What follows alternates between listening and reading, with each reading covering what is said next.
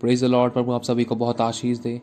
आज परमेश्वर आपको आपकी बुलाहट बताएगा कि आप धरती पर किस लिए भेजे गए हो, क्योंकि वचन में लिखा है पृथ्वी परमेश्वर के पुत्रों के प्रकट होने की बाट जो रही है, और परमेश्वर अपने सच्चे आराधकों को ढूंढ रहा है जो आत्मा और सच्चाई से उसकी आराधना कर सके। एक बाइबल का किस्सा है, सच्ची घटना है और गवाही है, और परमेश्वर का एक अद्भुत काम और योजना उस गवाही के अंदर इंक्लूडेड है। तो सब आपके जीवन में भी परमेश्वर ने बहुत बड़ी योजना बनाई, तो उसको आज जानने में बिल्कुल भी ढिलाई ना दिखाना, बस मजबूत रहना और परमेश्वर के वचन के साथ जुड़े रहना और इस वीडियो को पूरा सुनना। परमेश्वर का आत्मा आपसे बात करेगा।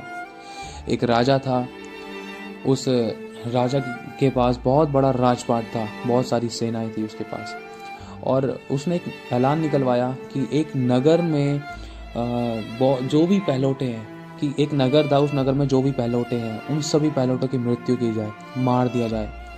और हुआ क्या, सभी पहलौठों की मृत्यु कर दी गई, मार दिया गया, लेकिन एक बच्चा ऐसा बच गया जो परमेश्वर की योजना में था। और उस बच्चे की माँ ने उस बच्चे को एक नदी में बहा दिया, टोकरी में डालकर। हुआ क्या, अब वो बच्चा बहते बहते उसी राजा की बेटी के पास पहुंचा। वो बेटी नदी, उसकी राजा की बेटी नदी के पास थी, और फिर उसके बाद उस बेटी ने, राजा की बेटी ने उस बच्चे को उठाया, देखा ये बच्चा तो बहुत सुंदर है, इसको मैं पालूंगी। तो परमेश्वर ने उसकी बेटी के मन में डाल दिया। अब इस बात का ध्यान रखना कि जो आपके शत्रु है ना, परमेश्वर आपके शत्रु के सामने मेज लगा देगा। जो उस बच्चे का शत्रु था, परमेश्वर ने उस बच्चे को उसके शत्रु के घर में पलवा दिया। इस बात का ध्यान रखना। खुदा की योजना हम कभी समझ नहीं पाते, लेकिन उसकी योजनाएं हम सबके लिए बहुत अद्भुत है। हुआ क्या, उस बेटी ने उस लड़के को पाला, उस बच्चे को पाला। पालने के बाद वो बड़ा हुआ, उसी राजा के घर में उसका शत्रु, उसको मारने वाला पैदा हो गया, बड़ा हो गया। और हुआ क्या, उसको तीरंदाजी में बहुत शौक था। वो लड़का बड़ा हुआ, अधिकार में था, उसके पाँव में लोग घुटने टेकते थे और दंडवत करते थे। बहुत अच्छे शाही घराने में रहता था, बहुत अच्छा कपड़े पहनने का तरीका, इत्र लगे रहते थे उसके कपड़ों में, और जैसे एक राजा की ज़िंदगी होती है ना, वैसे ज़िंदगी जीता था। और आप जानते ही हो कि राजा के पास कौन कौन से अधिकार होते हैं। तो हुआ क्या कि जब उसको पता चला, खुदा ने एक ऐसी योजना बना रखी थी जो सही समय पर सही तरीके से सही लोगों के बीच में होती है ना। तो हम कभी कभी उसको नहीं समझ पाते। तो खुदा की योजना जब उसके सामने आई कि वो सच में जिसको वो अपनी माँ कहता है, कि जिसने उसको पाला है, पोसा है, वो उसकी माँ नहीं है। जब उसको पता चला कि वो एक दूसरी कौम का है और दूसरे नगर का है, और उसके नगर के लोग उसके यहाँ पर खुद बंदी बन बैठे हैं और वो खुद उन पर अत्याचार करता है, जब उसको पता चलता है तो वो हैरान हो जाता है कि मैं अपने ही लोगों पर अत्याचार कर रहा था, और जिन लोगों पर अत्याचार कर रहा था वो ही मेरे भाई बंधु हैं, और मुझसे ये सच आज तक छुपा कर रखा। जब उसके सामने वो परमेश्वर ने वो सच खोला कि सच में कि वो राजा का बेटा नहीं है, वो राजा की बेटी का बेटा नहीं है, वो तो गोद लिया गया है, वो तो एक नदी के किनारे एक टोकरे में था, तो उसको वहीं से उठाकर पाला गया है। फिर उसके बाद उसने देखा कि जो लोग बंदी बना रखे थे, बंदी बनाए गए थे, वो लोगों पर जब वो अत्याचार करता था, जब उसकी आंखें खुली, उसको पता चला कि ये तो मेरे ही लोग हैं, ये तो मेरे ही लोग हैं जो उस नगर में रहा करते थे, और मेरे घर परिवार वाले लोग हैं जो उस नगर में रहा करते थे। आज मैं इन्हीं पर अत्याचार करता आया था और आपसे मैं नहीं करूँगा। तो उसने क्या करा, फिर उसने अपना सारा राजपाट छोड़कर अपने लोगों से बातचीत करने लगा। तो अचानक उसने देखा कि एक व्यक्ति उसी लड़के का, मतलब उसी राजा का एक सिपाही उसके लोगों को मार रहा था। तो उस बच्चे को जब वो बड़ा हो गया, जब उसकी उम्र 40 वर्ष की हो गई, तो उसने देखा कि नहीं भाई, तू हे सिपाही, तू मेरे लोगों को मत मार। तो मारे जा रहा। फिर उसके बाद उस लड़के को गुस्सा आया, उस राजा के बेटे को गुस्सा आया, मतलब वही जो गोद लिया गया था, उसको बहुत गुस्सा आया। तो उसने उस सिपाही को ही मार डाला। क्योंकि वो उसके लोगों को मार रहा था। एक तो उनको कैद कर रखा था, दूसरी बात उससे सच छुपा रखा था। और फिर उसके बाद मारने के बाद जब राजा को पता चला कि ये लड़का जिसको मेरी बेटी ने पाला था, इसने मेरे सिपाही को मार दिया है, तो फिर उसके बाद उस राजा ने एक ऐलान निकलवाया, जो ये लड़का जो हमारे घर में पला था, जिसको मेरी बेटी ने पाला, इसको ढूंढ के लेकर आओ और इसको मार दो जहाँ कहीं भी मिले। तो हुआ क्या, वो लड़का भागा अपना सारा राजपाट छोड़ के, अपने राजा का सिंहासन छोड़ के, सब कुछ छोड़ छाड़ के भागा। कहाँ, घोड़े पर था। हुआ क्या, उसने सब कुछ छोड़ दिया, एक जंगल में चला गया। उसकी ने एक योजना, जो परमेश्वर की योजना थी, उसके जीवन में काम करना शुरू कर रही थी, लेकिन वो नहीं जानता था। उसके जीवन में बहुत सारी बाधाएं आई, परेशानियां आई। 40 साल का था जब उसने वो राजा का, उस राजा के राज्य को छोड़ा, राजा की पदवी को छोड़ा, जब वहाँ से भाग निकला एक सिपाही को मार के। तो उस समय वो 40 वर्ष का था वो लड़का, जब वो बड़ा हुआ। तो उसके बाद फिर वो एक जंगल में गया। जंगल में जाने के बाद वहाँ पर उसकी हालत बहुत बिगड़ती जा रही थी। 50 साल का हुआ, 60 साल का हुआ, 70 साल का हुआ। धीरे धीरे करके फिर वो एक मिध्यान शहर में रहने लगा, मिध्यान नगर में रहने लगा। तो वहाँ पर एक याजक की 7 बेटियां थी, उनकी उसमें से एक बेटी से विवाह किया उस व्यक्ति ने। तो विवाह करने के बाद उसके 2 बेटे भी हुए। विवाह करने के बाद फिर वो वहीं पर एक घर जमाई बनकर रहने लगा। फिर उसके बाद हुआ क्या, उसकी हालत ऐसे बिगड़ चुकी थी, दांत खराब हो चुके थे, चेहरा भद्दा हो चुका था, और बाल बिल्कुल चुपचुपे हो चुके थे, बिल्कुल गंदे हो चुके थे, बूढ़ा हो चुका था, 80 वर्ष का हो चुका था वो। मतलब जब उसने राजपाट छोड़ा उसके बाद 40 वर्ष तक वो भटकता रहा। उसके बाद उसकी शादी हुई, उसके बाद 2 बेटे हुए। उसके बाद वो भेड़ बकरी चराने लग गया। भेड़ बकरी चराने के बाद उसकी हालत ऐसी हो चुकी थी, बस अब मरा या तो अब मरा या तो अब मरा, ऐसी हालत हो चुकी थी, बिल्कुल ख़त्म हो चुका था। हाथ पैर में जान ना बची थी, बिल्कुल थक चुका था, हार चुका था। और अपने उसके कपड़े इतने गंदे हो चुके थे। कहाँ एक टाइम पर राजपाट के राजाओं के घरानों के कपड़े पहनता था, शाही वस्त्र पहनता था, रॉयल फैमिली के वस्त्र पहनता था, इत्र लगा रहता था।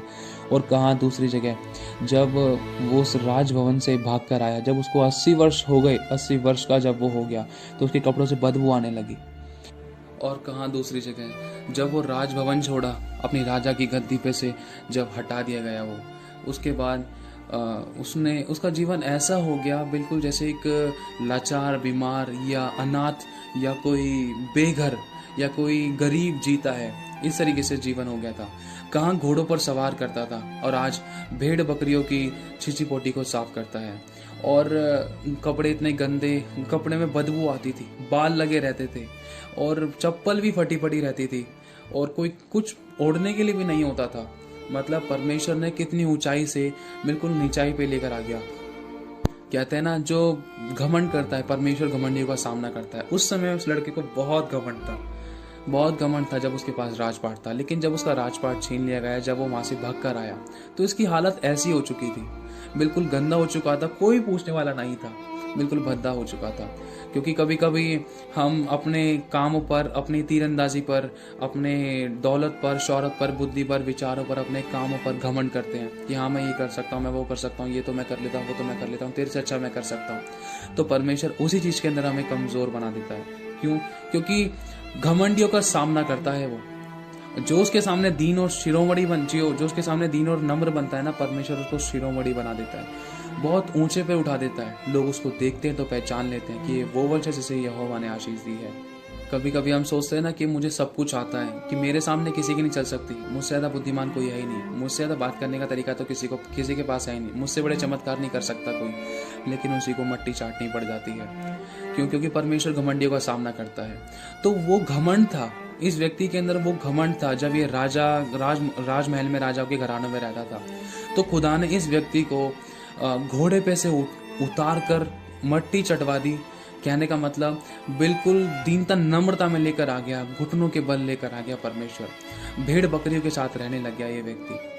मैं दोष नहीं लगा रहा, बुराई नहीं कर रहा, लेकिन मैं एक गवाही के तौर पर आप सभी को बता रहा हूँ कि कभी किसी बात पर हमें घमंड नहीं करना, यदि है भी तो उसको निकालने की कोशिश करनी है। तो हुआ क्या, इसके बाद परमेश्वर ने अपनी योजना को प्रकट किया। परमेश्वर को कोई पढ़ा लिखा बुद्धिमान व्यक्ति नहीं चाहिए, परमेश्वर को वो चाहिए जो उसकी सुने, अगर परमेश्वर बोले ना बैठ तो बैठे, अगर परमेश्वर बोले खड़ा हो तो खड़ा हो जाए, अगर परमेश्वर बोले चल तो चले, अगर परमेश्वर बोले तो मेरे वचन का आगे का पालन कर तो जरूर करे। जैसा परमेश्वर का आत्मा बोले, जैसा परमेश्वर का वचन बोले, और वैसा ही करे। परमेश्वर को ऐसा ही व्यक्ति चाहिए। उसको किसी की कोई ATH BTS CTH की डिग्री नहीं चाहिए, कोई PhD की डिग्री नहीं चाहिए, कोई डिप्लोमा नहीं चाहिए उसको, किसी व्यक्ति का किसी की गवर्नमेंट जॉब नहीं चाहिए उसको एक अच्छा सीधा साधा इंसान चाहिए जो दीन और नम्र हो और जो परमेश्वर का भय मानता हो। तो परमेश्वर ऐसे ही लोगों को ढूंढ रहा था जो बिल्कुल दीन और नम्र है और जो परमेश्वर का भय मानता है और जो बिल्कुल टूट चुका है, जो बिखर चुका है, क्योंकि लिखा है ना, टूटा पिसा मन परमेश्वर के ग्रहण योग्य बलिदान है।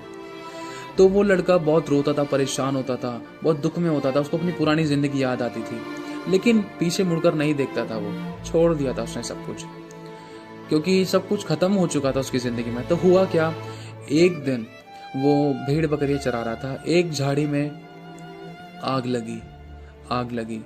तो आग लगने के बाद उस झाड़ी में से आवाज आने लगी। आवाज आई, क्या आवाज आई? मूसा मूसा मूसा मूसा मेरे पास आ। और जहां पर तू खड़ा है ना, वो पवित्र स्थान है, ये पवित्र भूमि है, इस पर से अपनी चप्पल को उतार दे। तो उस समय बाबा मूसा को परमेश्वर ने कहा, मूसा मूसा। परमेश्वर की योजना इतनी अद्भुत थी कि परमेश्वर को, मैंने फिर से कहा, मैंने खुदा का आत्मा कह रहा है कि परमेश्वर को कोई बड़ा अच्छे ओहदे वाला व्यक्ति नहीं चाहिए। परमेश्वर को वो चाहिए जिसका कोई नहीं है, जिसको सबने छोड़ दिया, जो टूट और बिखर चुका है, जो पिस चुका है। उससे परमेश्वर बात करना चाहता है, उससे बोलना चाहता है, अपने दिल का हाल बताना चाहता है, उसको बुलाना चाहता है, उसको इस्तेमाल करना चाहता है। जब मूसा सब कुछ हार चुका था, खत्म हो चुका था मूसा की जिंदगी में, 80 साल की उम्र हो चुकी थी, बड़ी दाढ़ी हो चुकी थी, मुंह भद्दा हो चुका था, सफेद बाल हो चुके थे, कपड़ों में से बदबू आती थी, और घर जमाई बन चुका था, गुलाम बन के जी रहा था, दीन और नम्र हो चुका था। उस समय परमेश्वर ने मूसा से बात करी, कहा कि मूसा मूसा मेरे पास आ। देख, मैं तुझे जिस राज्य से तू भाग कर आया, मैं तुझे वहां पर फिर से भेजता हूँ। उस मिस्र में जा, तू मेरे लोगों को छुड़ा, क्योंकि मैंने मेरे लोगों का चिल्लाना सुना है। परमेश्वर ने उसको बोला, उसको परमेश्वर ने 7 बार बोला कि मूसा जा, मेरे लोगों का दुख नहीं देख सकता मैं।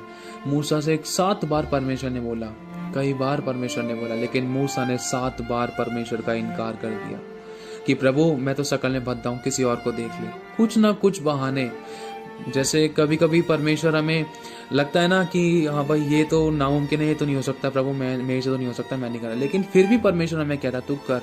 क्या तुझे पता नहीं है कि मैं तेरे साथ हूँ? क्या मेरे सामने कोई ठहर सकता है? क्या मैंने तुझसे नहीं कहा कि जीवन भर तेरे सामने कोई ठहर ना पाएगा? तो परमेश्वर हमारे साथ होते हुए भी कभी कभी हम परमेश्वर की योजनाओं से मुकर जाते हैं। परमेश्वर हमें हमारे विरुद्ध वाली योजना में मजबूत बनाता है। जिस चीज से हम डरते हैं, परमेश्वर उसी चीज में हमें स्ट्रांग करता है, लेकिन हम उस चीज में और डर कर अपने आप को और कमजोर कर लेते हैं, हम मना कर देते हैं उसकी योजना को। तो इसी तरीके से बाबा मूसा ने मना किया, 7 बार परमेश्वर की योजना का इनकार किया।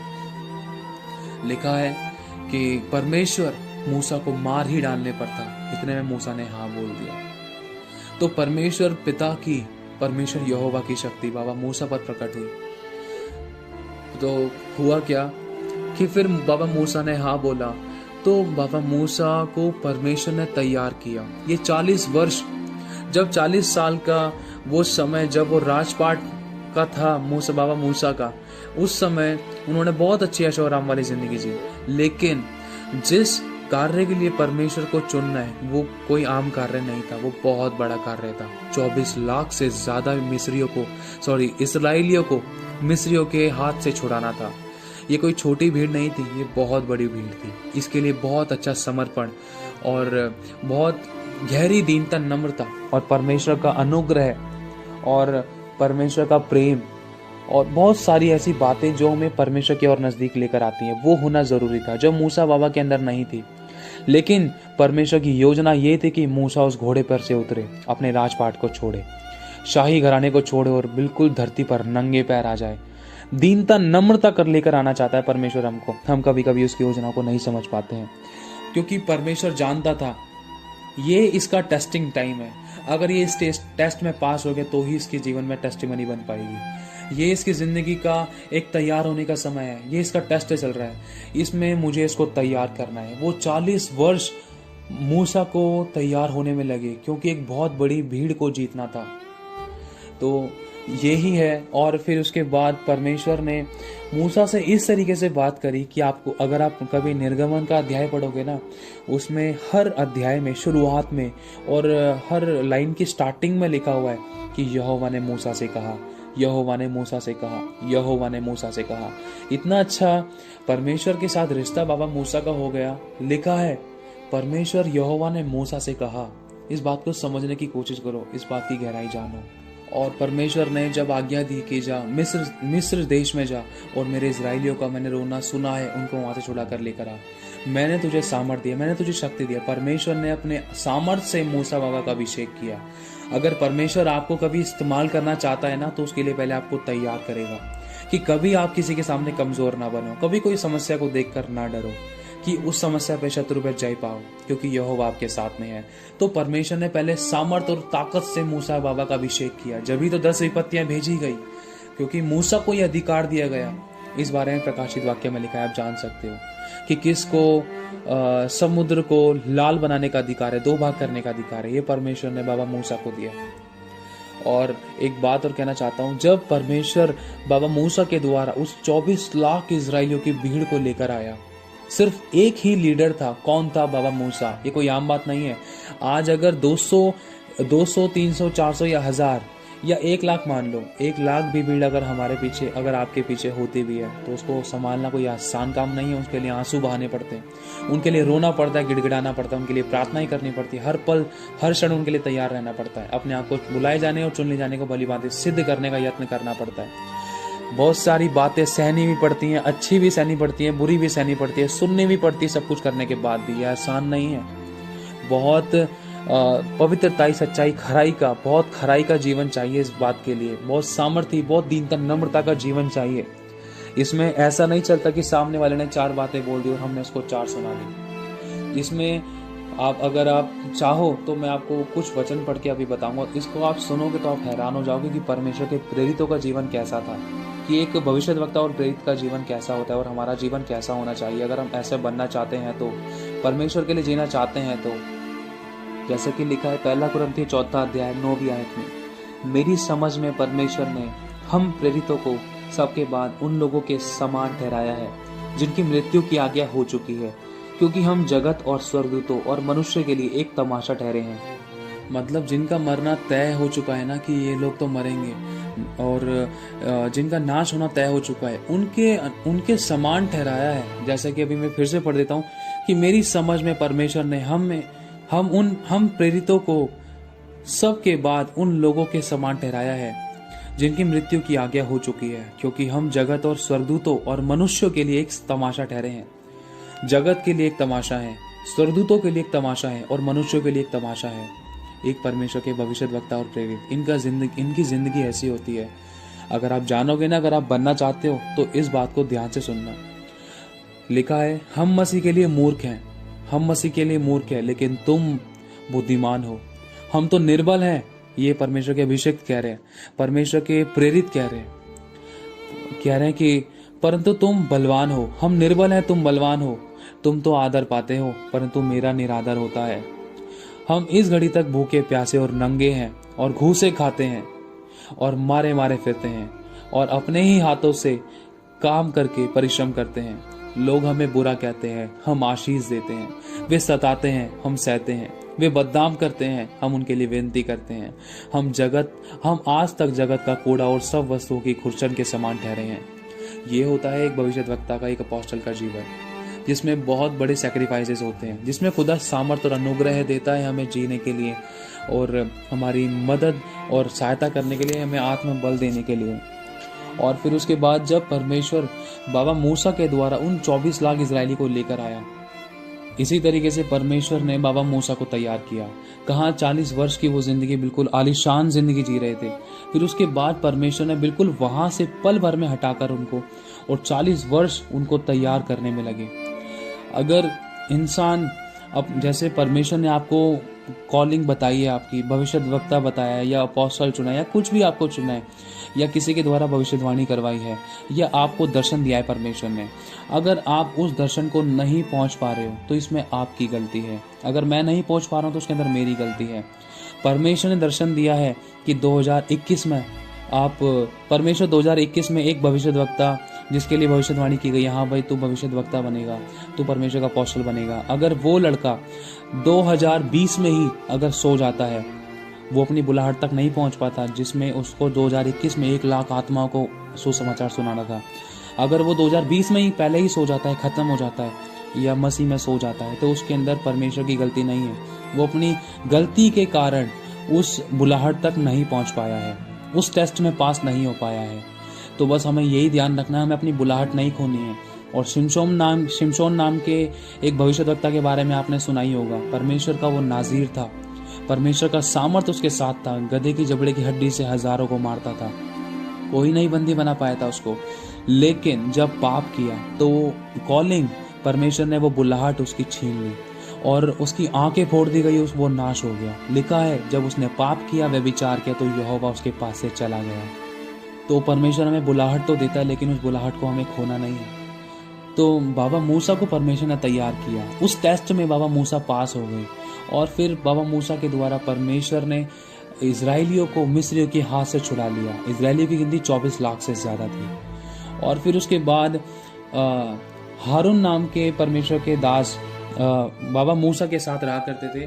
तो हारून ने, एक उदाहरण के तौर पर बताया जा रहा है आपको कि हारून ने अगर परमेश्वर से पूछा कि परमेश्वर तू बाबा मूसा को एक 5 मिनट का संदेश देता है, तो वो संदेश फिर वो मेरे पास पहुंचता तो वो 10 मिनट लग जाते हैं उसको, फिर मेरे बाद फिर वो तेरे इजराइलियों तक पहुंचता है, 24 लाख तक पहुंचता है, तो उसको टाइम ज़्यादा लग जाता है। प्रभु तू बाबा मूसा को ना देकर डायरेक्ट तू मेरे ही मन में दे दे, मुझे ही दर्शन दे दे, या मुझे ही वो बातें बता दे जो तेरे लोगों को बतानी है। और क्या कहते हैं, प्रभु देख, क्योंकि बाबा मूसा की बात तो इजरायली को समझ में नहीं आती, क्योंकि मूसा तो हकलाता है, उसकी बात को, उसकी आवाज़ को तो मैं ही समझ पाता हूँ। अगर तू प्रभु मुझे ही डायरेक्टली बता देगा, मेरे मन में, मेरी आत्मा में बता देगा कि तू क्या कहना चाहता है, तेरी योजना क्या है आगे के लिए, इजरायली को आगे कहाँ जाना है, तो डायरेक्टली तेरा समय भी खराब नहीं होगा, इजरायली को भी इंतजार नहीं करना पड़ेगा और बाबा मूसा भी फ्री हो जाएंगे। और उन्होंने ये भी कहा कि परमेश्वर ऐसा क्या है तुम मुझे नहीं बताता, तो बाबा मूसा पर ही प्रकट करता है कि आगे क्या करना है, इन लोगों को आगे कहाँ जाना है, कैसे क्या करना है, प्रभु मुझ पर प्रकट करना। तो परमेश्वर के उस अभिषेक हारून को परमेश्वर की आत्मा ने एक उत्तर दिया, एक नॉर्मली एक उदाहरण के तौर पर बताया जा रहा है आपको, आंसर दिया कि तू जानता है कि पूरे पृथ्वी पर मूसा के समान कोई दीन और नम्र मुझे व्यक्ति कोई नहीं मिला जो मेरी आवाज को सुन सके, जो मेरे कहे को मान सके। अगर तू इस योग्य होता तो मैं तुझसे बात करता। इसीलिए परमेश्वर मूसा से बात करता था, चाहे वो शक्ल का बंधा था, लेकिन फिर भी परमेश्वर बाबा मूसा से बात करता था। लिखा है ना निर्गमन में कि यहोवा ने मूसा से कहा, यहोवा ने मूसा से कहा।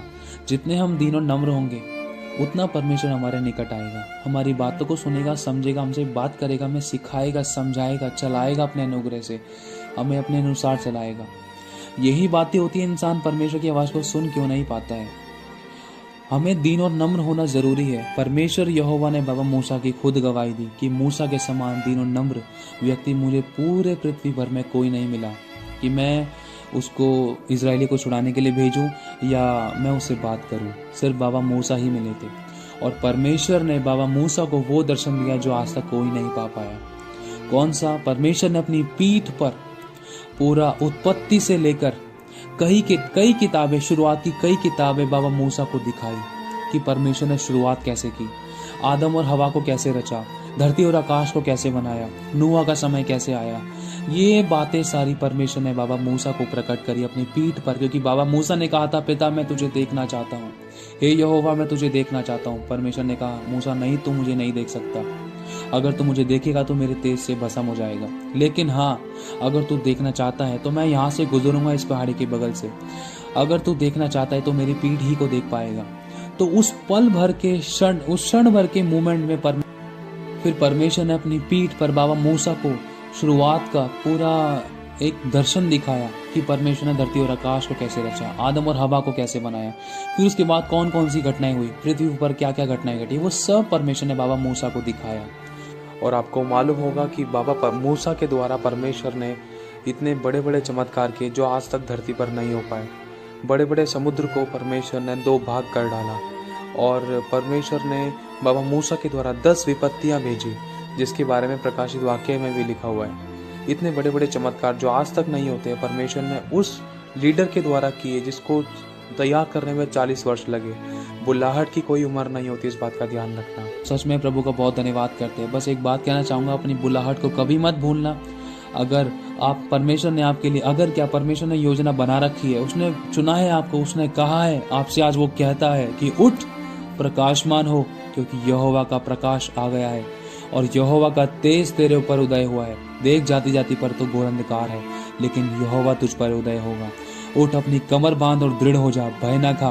क्या मैंने तुझे नहीं कहा? क्या मैंने तेरी कमर नहीं कसी? क्या मैंने तुझसे नहीं कहा? या बांध और दृढ़ हो जा, भय ना खा, तेरा मन कच्चा ना हो। जहां जहां तू जाएगा वहां वहां तेरा परमेश्वर तेरे साथ रहेगा। जिस जगह पे तू कदम रखेगा वो जगह मैं तुझे दे दूंगा। तू सिर्फ मेरी ओर ताक, देख मैं तुझे कैसे ऊंचा उठाऊंगा। अपने आप को मेरे लिए दे दे, मैं तुझे धन्य लोगों की श्रेणी में गिनूंगा। तो प्रभु आप सभी को बहुत आशीष दे। परमेश्वर का आत्मा आपसे बात करे इस विषय में। सच में परमेश्वर ने एक अद्भुत योजना रखी थी बाबा मूसा के लिए, लेकिन वो समझ में बाद में आई। क्योंकि जो परमेश्वर हमें बड़ा देता है, पहले उसके हमें योग्य बनाता है कि हम उस आशीष को, उस ब्लेसिंग को, उस योजना को, उस सामर्थ को, उस ताकत को, उस जिम्मेदारी को कभी खोने ना पाए और परमेश्वर की आंखों में कभी आंसू ना आए और परमेश्वर की इच्छा को, परमेश्वर की बुलाहट को कभी गंवाने ना पाए। और परमेश्वर ने जो भरोसा आप पर और मुझ पर किया है, कभी उसको हम धोखा ना दें, कभी उस भरोसे को हम तोड़ने ना पाए। तो प्रभु आप सभी को बहुत आशीष दे, आप सभी के मन की आंखें ज्योतिर्मय करें। आप सभी को जय मसीह की।